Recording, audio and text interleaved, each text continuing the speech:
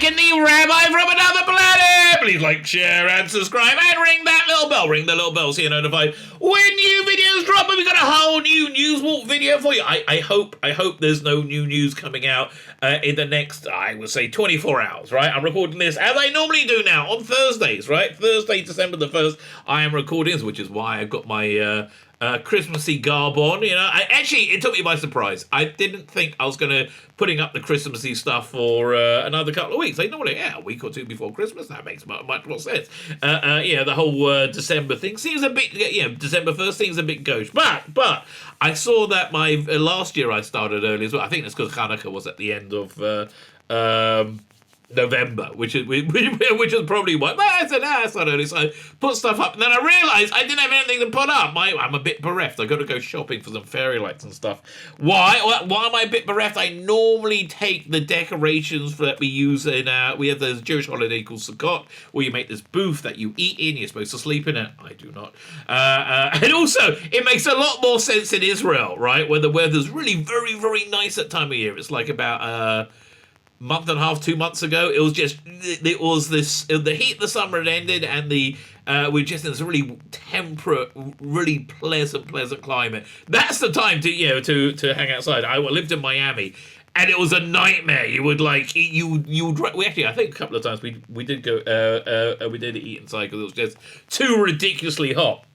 But anyway, you decorate these things with Christmassy decorations. So I normally take them and use them to decorate my office. However, you got to rebuy them every couple of years because they fall apart, right? They're outdoor things. So I don't have anything. This is all I got left. I got to go shopping, right? So I apologize that the Rabbi's Christmas grotto is a bit bare, is a bit bereft.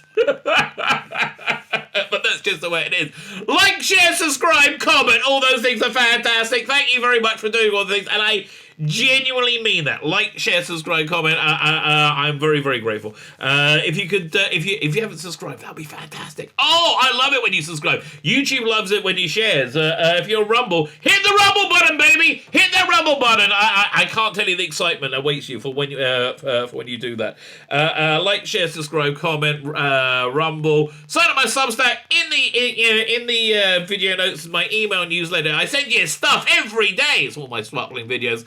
And I also throw some extras when I have time. I haven't had much time this week, so that's why I've not thrown them in. I'll throw in more. I normally send out a book on Friday, so probably by the time this has gone out, there's been a book gone out on my Substack. One of the out of print Virgin New Adventures or Eighth Doctor Adventure, something like that. Yeah, it's like basically I just do out of print PDFs. I figure if they're available to buy, it's kind of ripping off not just the company but also the author. So if they're available, you should buy them, right? I wish somebody would. Somebody should really reprint an omnibus of those new adventures, like in a few big, like they did with that Terrence Dicks reader. Although I couldn't get it because it had that awful logo on, which I am not having any part. Could you imagine they put that out with the Rusty Davis diamond logo? I'm like, oh yes, I'll get that. Anyway, that Substack. Oh, and follow me on Instagram. Yeah, listen, my Instagram. I'm on the Instagram now, and it's fantastic. I'll tell you, my Instagram, one of the greatest Instagrams ever. One time, true story, absolutely true story. There was an old man in a wheelchair in synagogue, and somebody was looking at their phone at my Instagram and giggling away. And he wanted to see what it is, and he looked at it, right? He showed him my Instagram. And it was so incredible. It was such a fulfilling experience for him that he became full of life and vigor. He got out of his wheelchair. He started dancing. This could happen to you too. This could happen to you just by following me on Instagram. If you want to be doubly sure, sign up to my paid Substack. That would definitely give you a bit of vigor and vitality. Well, not you, me. One of the two of us. Anyway, like, share, subscribe, comment, Substack. Let's get to the news. So this first bit of news, I think is a bit of bollocks. I think it is total bollocks. I think Rusty Davis has complete creative control over Doctor Who. That's not to say that Phoebe Waller-Bridge won't be doing writing an episode. I can see him wanting to do that. She's very, very popular. Why is Phoebe Waller-Bridge so insanely popular, right? Why are they so insanely popular? Because we live in an age which is not a meritocracy. We live in an age where people get jobs not because of the work they do, not because of who they are, not because of what they've done, not because of their ability, but because of their identity, right? That's we see that over and over and over again. Do you really want to try and tell me that Kathleen Kennedy is in any way qualified to lead Lucasfilm? She's been an absolute disaster. Right, she's devalued all the properties by, 70, 80%. She's been an absolute, put out garbage upon garbage and filled it full with her own personal worldview. You know, and that's essentially what it is. So the reason that Phoebe Waller-Bridge is so beloved is because she makes TV shows, specifically, what's the name of the thing? I can't remember that. What's that show? Fleabag, right? Aimed at women, right? Women like Fleabag. It's designed, it's by and for women, right? So when somebody like Kathleen Kennedy goes, no, she's so delightful. She's so and because she's so insanely talentless, right? She's such an absolutely awful movie executive. She thinks because if something fits her own personal prejudice of what's good and what's bad, then everybody's gonna love it. And if they don't, they must be bigots, right? And that's why she's in Indiana Jones, she's in James Bond, and they like her for everything. They absolutely adore her for everything because they like it personally. It's just kind of like the same as when Michael Grade cancelled Button Moon. I'm not going to give him shit for cancelling Doctor Who. He was. I'm very sad that he did, and he actually didn't manage to do it. But now I've heard out his reasoning on the season 23 box set, Blu-ray box set. I agree with him completely. Listen, it was dying in the ratings. It looked awful. It was embarrassing. It this over-reliance on violence, which it did because it didn't know what to do, right? It didn't have any, like, creative legs to stand on, and that's why he wanted it gone. It was an embarrassment. And much as I loved it, I gotta fix this. And Michael Gray was completely right? Button Moon, however, Button Moon was doing great. It was getting great ratings. He just didn't like it. So off with Button Moon, right? That's essentially why, again, the rumors resurfacing that Phoebe Waller-Bridge is going to be Indiana Jones. Young Indiana Jones, they're going to go back in time next Indiana Jones movie. Rearrange the meet the young Indiana Jones who's going to sacrifice herself so Phoebe Waller-Bridge can exist, and then old Indy will vanish and she'll put on the hat and she'll be Eleanor, whatever her name is, I can't remember. But basically she's taking over the role of Indiana Jones. Now, why do I find that believable? Because we've seen it all the time. Replacements. Have you seen the MCU? The entire failed phase 4 of the MCU was the MCU. We had a female Hulk, a female Loki,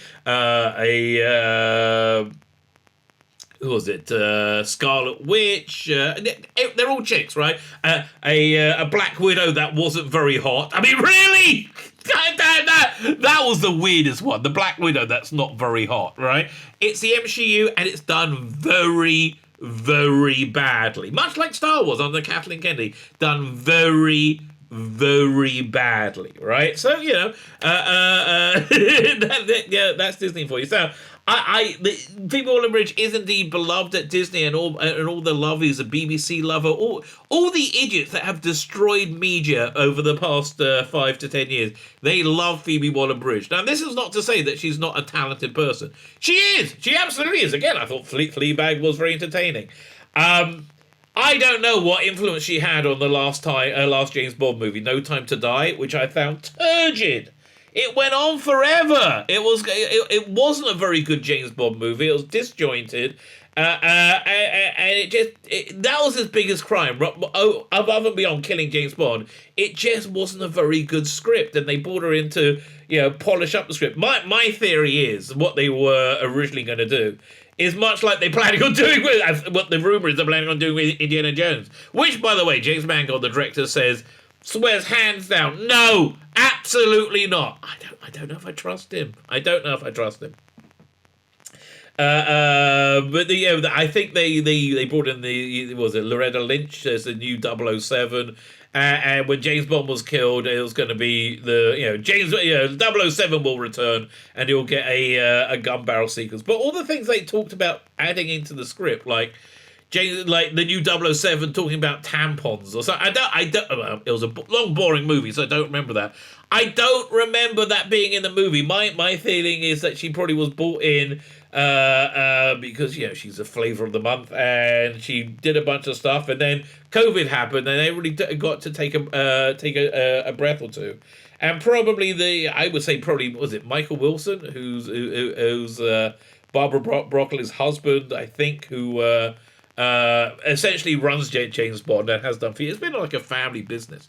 I think he knew this new age of unwatchable movies was not going to do good for James Bond, and I think looking at the failures of other movies that tried the same, like Terminator and a bunch of other movies tried to do exactly the same thing, and they just failed horribly. They failed absolutely horribly. So I think they recut it into the boring mess they have there, which is probably far better than the cringe fest that it was always. That I think it was always going to be. Anyway, so Phoebe Waller-Bridge was behind that. Do you remember her in Star Wars? Oh yes, as the that annoying droid. She didn't even know what a droid was, right? So anyway, this is the story. This is all part of a huge effort. BBC bosses draft in Phoebe Waller-Bridge to help reboot Doctor Who and turn it into a super round following Three Bags Creator's success with James Bond smash No Time to Die. It was shit! I know it was a smash. Oh, for God's sake, stop it. It was the first time we saw a movie in about a year or so. It was a James Bond movie. Do you have any idea how bad a James Bond movie has to be to not be a smash hit? I think Die Another Day was also a smash hit. They're all smash hits. It wasn't a very good movie. It was a bad, boring script that didn't win. Adulation. A good James Bond movie would be Casino Royale with Daniel Craig or Skyfall. You can tell the good movies as opposed to the bad movies because you remember them. Do you remember, I don't remember the bloody name, Quantum of Solace? No, me either. Did I buy it? Yes, actually I did. I think I might have bought it twice. How embarrassing. But yeah, that's basically the bottom line. People there all go and see James Bond movie. It was nothing to do with Phoebe Waller-Bridge taking a piss all over James bloody Bond. And I don't believe Rusty Davies would relinquish creative control to somebody who clearly has no idea what they're doing with genre, right? Again, clearly has no idea what they're doing with genre. But okay, I think she could probably write. Okay, I think that's probably true, and she could probably write. But let's see. What is it? BBC bosses are reportedly set to sign Phoebe Waller-Bridge to help reboot Doctor Who ahead of the new series. How is she going to help? They're up to episode 6 or 7 right now, of probably a 10-episode run. Right? They're bringing her in now. This is bullshit. I'm sorry, I don't believe a word of this. Is she doing a script? Maybe. I can see that. According to The Sun, well, listen, The Sun doesn't even have topless women on page 3 anymore. What? That was literally the only thing I would listen to it about. I said, this woman's tits are nice. I agree with you, Sun. Those women's tits are indeed nice. Yes, I don't really hold it as a journalistic source on anything other than if a young lady's tits are nice, right? And Phoebe, your tits are okay. Okay? You're okay. I wouldn't say marvellous. I think you show them off a little bit too much. I think you're a little bit too proud of your boobs, darling. Yeah, no, I would wind that one back. Maybe lesbians like it. That could be another thing. According to The Sun, Fleabag creator 37 impressed producers with after being drafted in to help James Bond 2019's No Time to Die script a modern twist. What did she do? It comes as we see Shooty Gutworth 30 take on the famous Time Lord and budget swelling to 10 million per episode thanks to a deal with Disney+. Insider told the publication it's all part of a huge effort to reboot Doctor Who and turn it into a global super brand on par with Star Wars and Marvel. They're going to be bigger than Star Wars. As long as this bullshit isn't true, They're going to be bigger than Star Wars. They're going to be bigger than Marvel. Both those are dying brands. And I know people say, oh, Andor wasn't bad. Yeah, it wasn't bad. It was boring as hell. I haven't even bothered reviewing it. It was 12 hours long with 2 hours of story? Exactly, right? Yeah, okay. It didn't take every minute to say, oh, women are great and men are awful, right? Which is most other Star Wars shows do nowadays. But it wasn't very good, right? Pacing was turgid. And why did it have turgid pacing? I think because of hiring because of identity, right? I think that's probably the reason. But as part of the reinvention, they also want writing which will match the investment. Oh, right. They only got Rusty Davis. I mean, he's a bit of a hack. Nobody really likes him, do they? They're making in the show, and Phoebe is considered one of the best in the business. Okay, yeah. She's considered the best in the business by a bunch of bloody women who like women's stuff, right? And yeah, I understand. They don't really have an idea what else to do. It's a question of whether they can come up with a strong enough deal to entice her to Doctor Who, given that she's constantly being swamped with offers around the world. Now, if it wasn't for Rusty Davis if they're trying to woo her to take over from Chris Chibnall, that's much more believable. But again, the production's really all. I mean, I think they're shooting. Millie just had a haircut for production. And boy, does she look good. Mel and I have contacted reps of BBC and Phoebe for comment. Phoebe was reportedly brought in as a scriptwriter for 007's final outing to show the blockbuster was appropriate for the Me Too era and included rounded female characters. The only character in there that anybody really connected with was Anna de Armas, and I have no idea what her character was, because she was sexy, right? She was sexy, she was cool, she was fun. She was she wasn't surrounded by Me Too. I didn't get the vibe from her that Me Too. Yeah, I got the vibe from Lena Lynch. Me Too, right? Didn't get that vibe from Anna de Armas. Anna de Armas didn't really need to lean into Me Too because she's hot. Okay, which you'll find those women who really bang on about Me Too. They're normally not, right? There might be a clue about what's going on there. Daniel Craig gussed about a talent of Vanity Fair. Well, that must be gospel truth then. If Daniel Craig gushed, who gives a shit? She's just brilliant. I had my eye on her ever since the first Fleabag series. And that's on Killing Eve, and what she did with that just the voice and just wanted her voice. What's it got to do with you? You're a meat puppet. Although they did schlep him out for another run, which I think was a bad idea. With Rusty Davis returning as Doctor Who showrunner, the popular sci-fi franchise is also set for a record-breaking new budget after being signed exciting deal with Disney Plus, according to reports. Sources told Broadcast Magazine, okay, blah, blah, blah, blah, blah. Okay, all this is just, they forgot about Phoebe Waller-Bridge now. Right? They forgot about Phoebe Waller-Bridge. And look, shooty, mate, shooty. I like that you like to be fashionable, but yeah, that look didn't work for you. So Disney Plus is going to become the new global home. Yeah, nothing about Phoebe Waller-Bridge anymore. This is all Rusty Davis's baby. It's got, I would say, little to nothing to do with Phoebe Waller-Bridge, right? It really, really genuinely doesn't. Jodie Whittaker's final has just pulled in 3.6 million average viewers with a peak of 4 million, according to Overnight. Her last was a new special, got 3.2. Yeah, okay, she was a disaster, right? She was a disaster.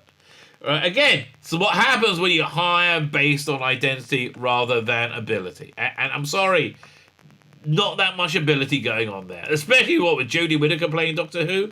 No, I don't think so. Okay, what's next? Continuous Tzvi. What's this story over here? From the Express, which has an awful website. Can I make this bigger?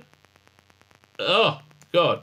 David Tennant shuts down Sally Nugent over Doctor Who probe. Who her? Sally, don't probe me! No, I don't want to tell you about Doctor Who. I'm going to probe you. You're going to get a probe. I don't want to probe. You're getting a probe.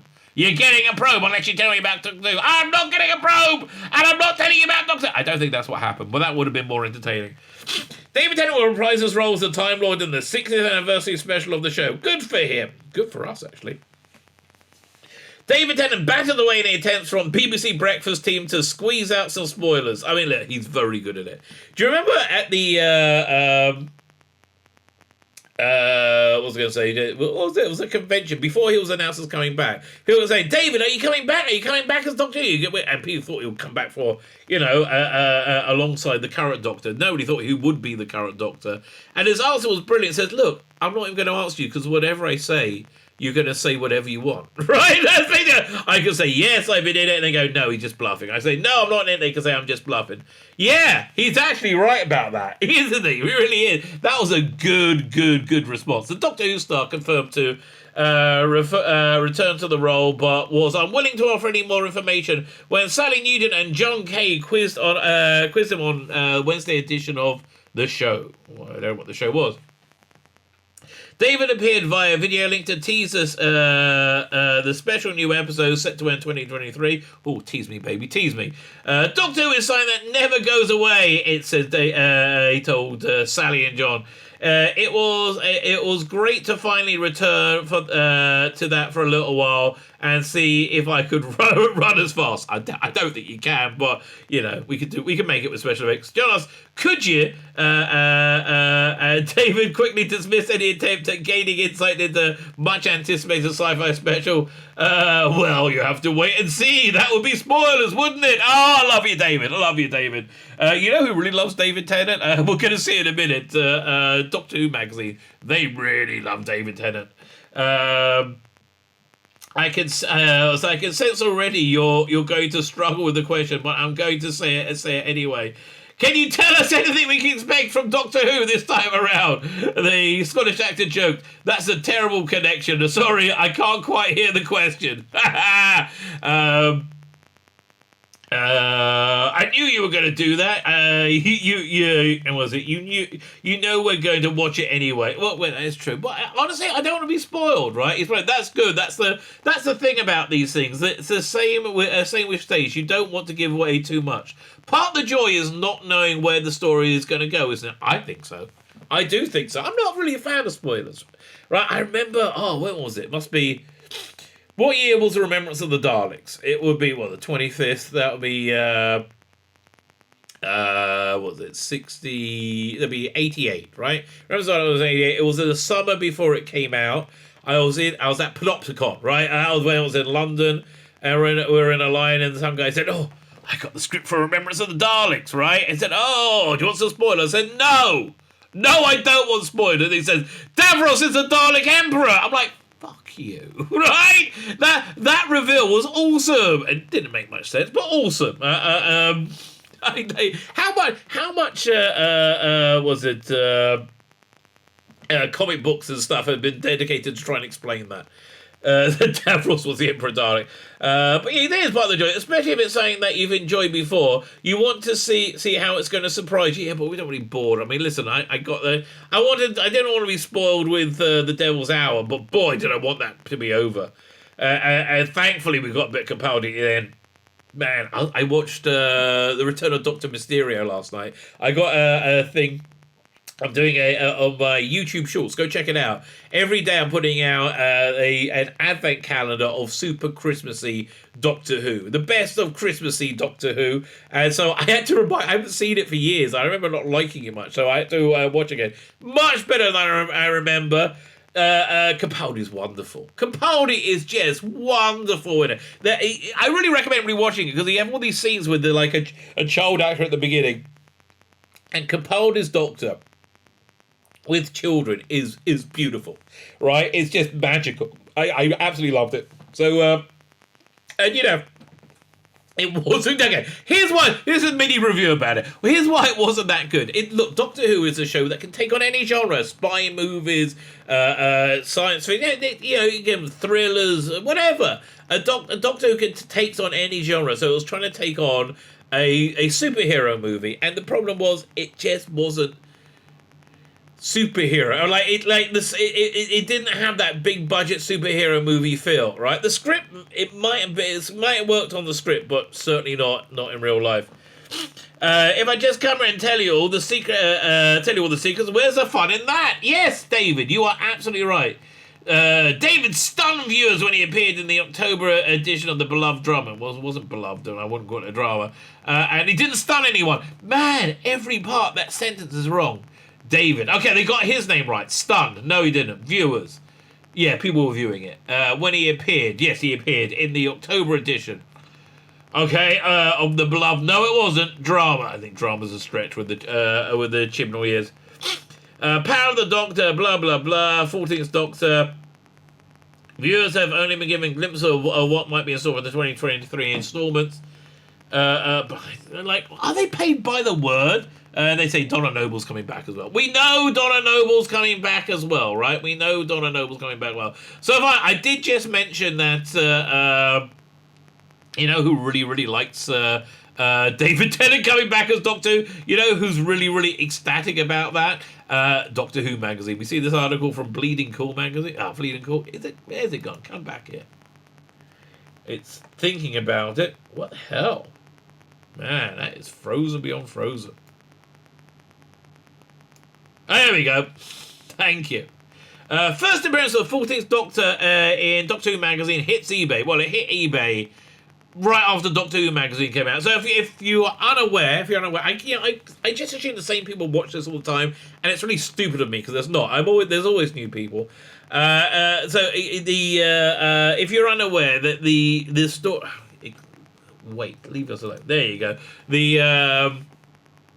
The story between Power of the Doctor and the specials there's an hour between the two. That's going to be the Doctor Who magazine comic strip for the next year. Rusty Davis' idea. He said, let's get Lee Sullivan in. Bit past his prime, I'm afraid. But they wanted an A-list artist. They should have used Russ Leach. I think it was doing a great job. Fine, but anyway, so yeah, this is canonical, right? Sort of. A canonical story of the 14th Doctor. First appearance of the 14th Doctor in Doctor Who magazine hits eBay, and boy, they had a good issue of Doctor Who magazine last month as well.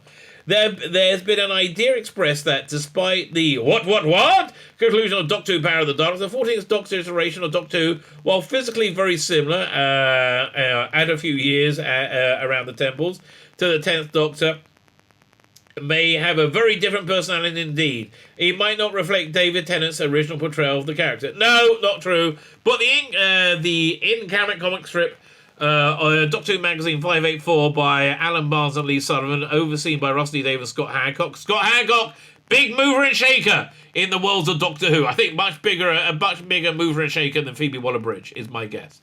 Which carried on directly from the episode. Shows us what appears to be the first moments of the new Doctor, presumably denied the TV has given us the very familiar Doctor indeed, and a Doctor very much sure of who they are without the mental or physical fog that affects them upon regeneration. Yeah, look, this was all Rusty Davis' idea, right? This was all let's just get straight into the story. Okay. And so it is time to follow Distress School to London. Yeah, they end up in 1966 when Wembley when England came home for the first time and won the World Cup. The World Cup final famously went in England's favour after extra time, with the score 2-2. Gave us the commentator Kenneth Wolstenholme's phrase after the scoring of England's fourth goal. There are people on the pitch. They think it's over. It is now. As the referee blows the final whistle. But we haven't got to that bit yet. Fine. The Daleks invade. Blah blah blah blah. Fine. So can we get to the story yet? The significance of this comic saw some very silly deals, I think, being done with copies of the magazine. This is Rich Johnson, who is a propagandist and I think an arsehole as well. I've never met him. Just sour grapes, right? So it's been selling on eBay for about £50 or $50. It's going for anything between £25 and £35 now on eBay, right? This is him just freaking out. He goes, nah! And why is he freaking out? Because David Tennant came back to Doctor Who, and so did popularity. He's one of the people who've been saying that Jodie Whittaker has been the bestest ever. Everybody loves her. It's going to be fantastic forever. It's never, ever, ever, ever going to be any better than this, right? And it failed completely. He's got egg all over his face. Man. Okay, you are going to find this out, right? Because you watching this probably had the same worldview as me, right?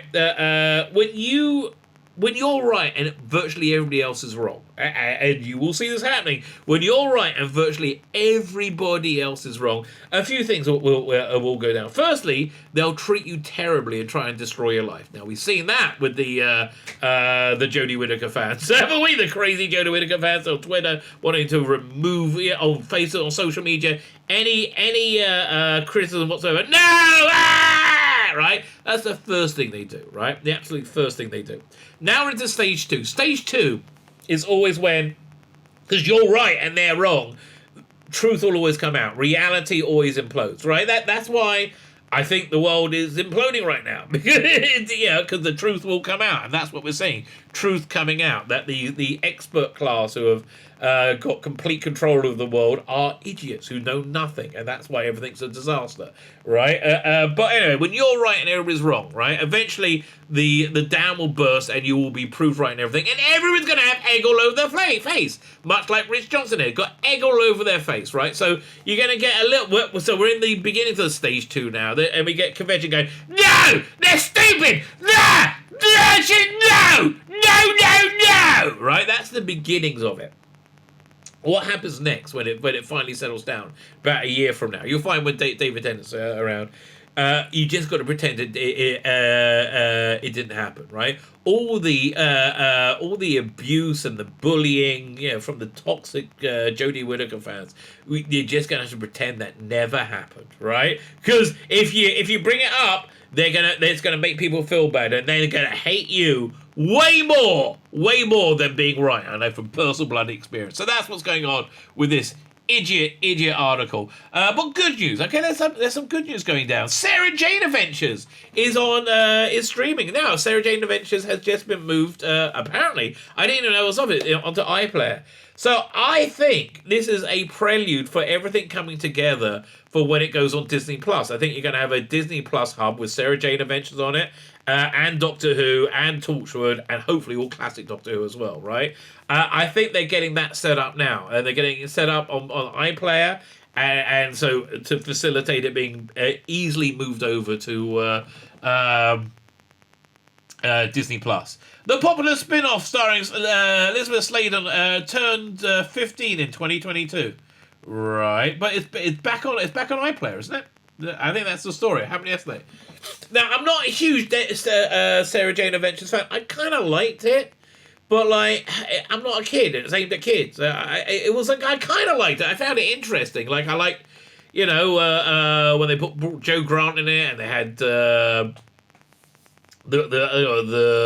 wedding of Sarah Jane. That was a nice one. Who was it? Who was her husband? I can't remember. But yeah, no, I enjoyed it, but it's not something I'm gonna go back to. I like Doctor Who.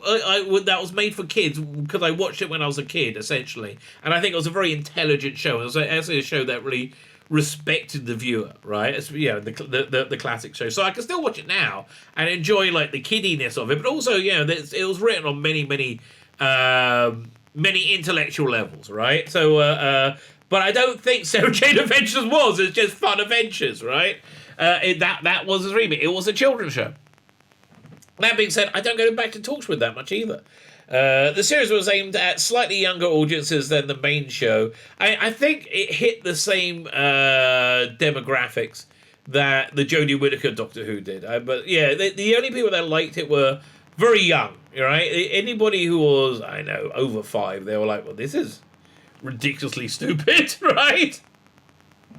So it starred Elizabeth Sladen, the eponymous investigative journalist, as she helped keep the planet safe from extraterrestrial intruders with some younger accomplices. Yeah, honestly, for me, it got into children's TV fare with Mr. Smith, the supercomputer that was in her attic. Now, the idea of that having an alien supercomputer that grew there, that Doctor facilitated somehow.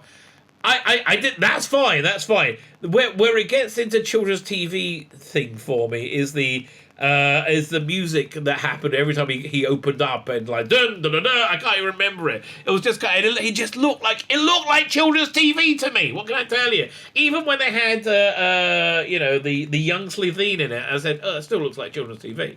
Good children's TV, but children's TV nonetheless. So this lady sadly passed on. Sarah Jane and her young accomplices has had some crossover moments here. Okay, how to watch Sarah Jane Adventures, right? Sarah Jane Adventures now available entirely on the BBC iPlayer. That's really good. So the series was re-added yesterday, or for me it's yesterday, on the 2 days ago, on the Tuesday 29th, 2022, and will be available for over a year. That is significant, right? That is significant. Yeah, I think they're putting together a Doctor Who hub, right, on BBC iPlayer. Is it on Netflix? No. Is it on iPlayer? Is it on DVD? I don't care. How many adventures are there? 53 episodes, 27 serials. Okay. And they have four series. And honestly, I think in terms of new content, I think it's very likely we're going to see something very, very similar with Sophie Aldred's Ace, right? I think that's very, very, very, very likely. But what else will we see? So we heard earlier this week that there's going to be an anthology. Well, rumor. The rumor came from the Mirror, though, and they're normally quite good, right? There's going to be an anthology show based around different Doctor Who monsters, which sounds interesting. Sounds like it'll be good. I mean, that sounds like it's got a lot of potential to it. Okay, so I can see that. But now we got Helen came out also on Tuesday, saying Doctor Who monster spin-off shows would be a scary gamble for the show. Why? I don't think so. It depends on the quality, I guess. But why? Why do you think it's going to be a scary gamble? I don't think so. I think it's kind of a safe bet, quite frankly. Our Weeping Angel. You're the Radio Times. Can you not get a copy editor? Are Weeping Angels, Cybermen and Daleks spin-off a great idea or a terrible one? It depends. I mean, look, did you see Daleks? The Daleks with the exclamation point on YouTube, I think it was, the Time Lord Victorious. It was awful. It was absolutely awful. It was like getting a root canal without any anesthetic. It was everything about it was terrible. It was an embarrassment. It would have been better had they not done it. I would recommend you go looking at it, but don't. It's that bad. Before Rusty Davis was announced as a returning showrunner on Doctor Who, he floated the idea of a vast ecosystem of small screen spin-offs that would, in an ideal world, orbit around the mother show. Yes. We should have a string of announcements that this adventures of the return of Donna Noble. Donna Noble kidnapped by Big Finish was very good. Prices today are just way too high, though. Way too high. He told Paul Kirkley, who writes for Doctor Who magazine and Radio Times, the whole science fiction world is so creative and so money making right now. I think your wildest dreams can come true. I think he had a rough idea what was going on at the time. Since then, we've had no official news of spin-off, but in a recent tabloid scuttlebutt, it's believed that Folks Are Bad will have a number of offshoots on the planning stage, including shows based around some of the iconic baddies. Again, it's an anthology show, which I like. I love anthology shows, quite frankly. Look, maybe they will do a season. Maybe they'll do 10. I don't know. It seems like a good idea, though. Fans can expect to see Sontarans, Weeping Angels. Oh, look, they put the S on. Well done. And Sea Devils in a separate series that shows what they get up to when the Doctor isn't there. I mean, also it helps to amortize the costs. Because, let's say you have monster costume budgets going to this other show. Then you've got the costumes. The costumes are made, right? Then you can have Sea Devils in them without having to sweat it, right? They're already there. If this is true, this is a pretty radical plan. Every Doctor Who spin-off before now, on TV at least, has focused on the good guys of the Who universe. Whether it's been K9 and Company, Sarah Jane Smith, Captain Jack Harness and Torchwood the pupils of Coal Hill School class. I mean, the only episode of that I saw was the first one, which had Capaldi, because it had Capaldi in it, right? Capaldi's Doctor is awesome. Again, how awesome is Capaldi's Doctor? Go and watch The Return of Dr. Mysterio. It's so much better than you think it is, right? It's so much freaking better. Yet over at Big Finish, the audio company, since 1999, they've been producing officially licensed Doctor Who stories.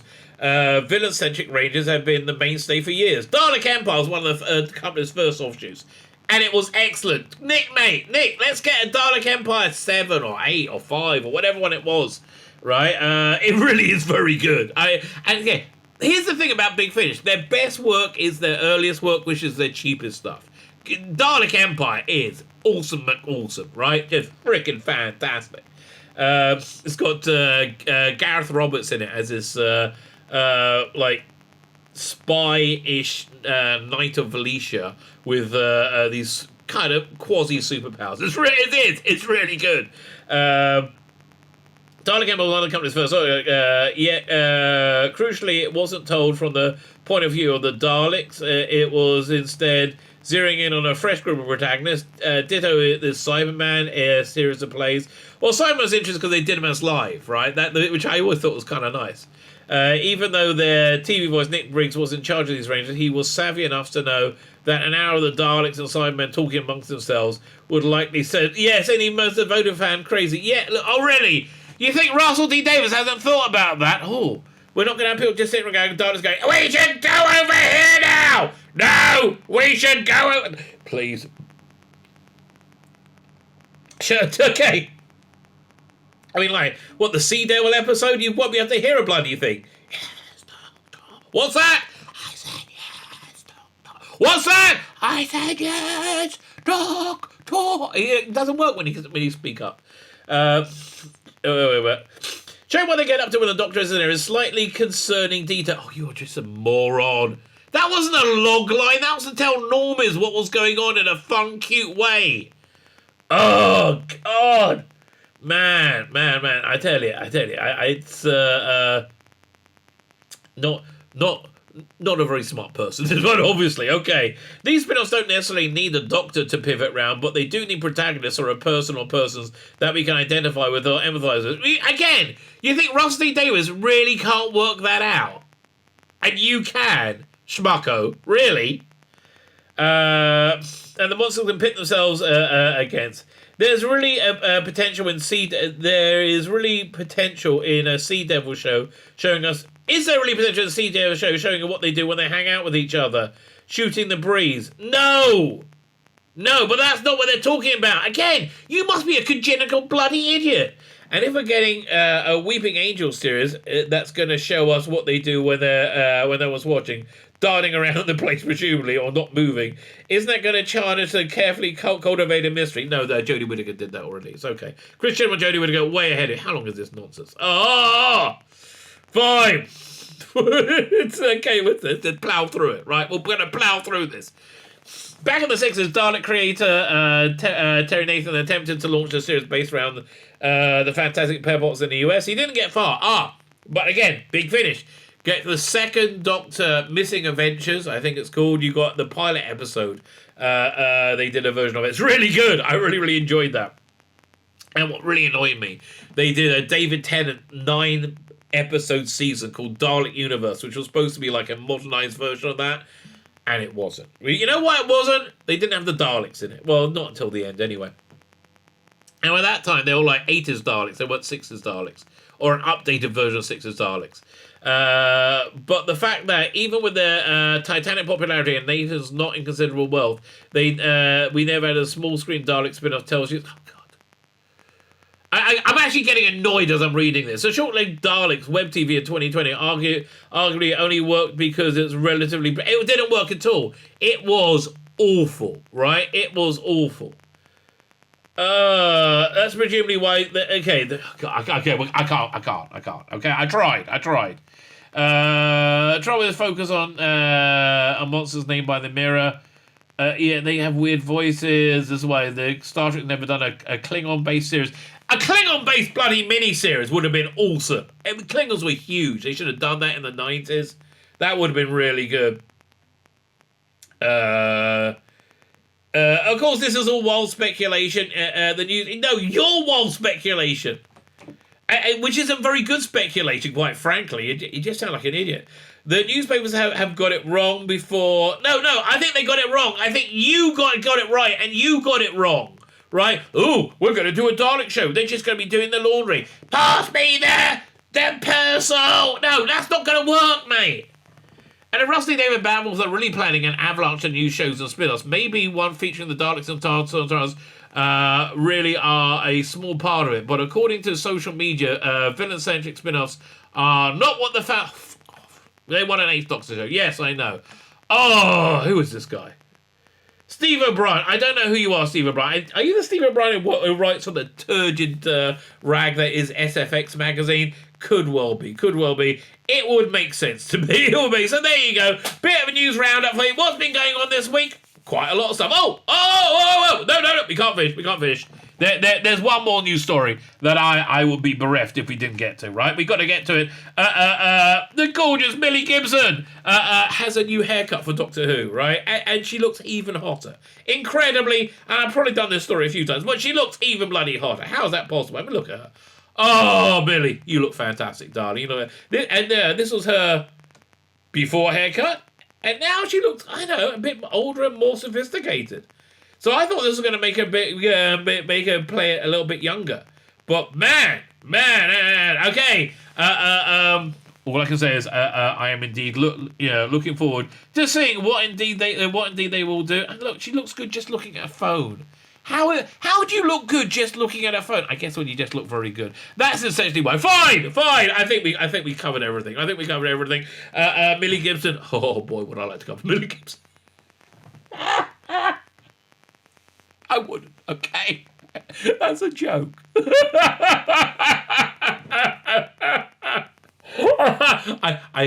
I do not want to cover her with my body. I do want to cover her with my body fluids, but I'm joking. They say in a way they say I would actualize that. No. And also, not all my body fluids. There's only particularly one I would like to cover her with. But we all have different goals in life. What can I tell you? With that, like, share, subscribe, comment. Here's the Doctor Who news for you. I hope you enjoyed it. My name's Tzvi Lebetkin, the Rabbi from another planet. Please like, share, and subscribe. Ring the little bell so you're notified when new videos drop. And have yourself a freaking awesome weekend.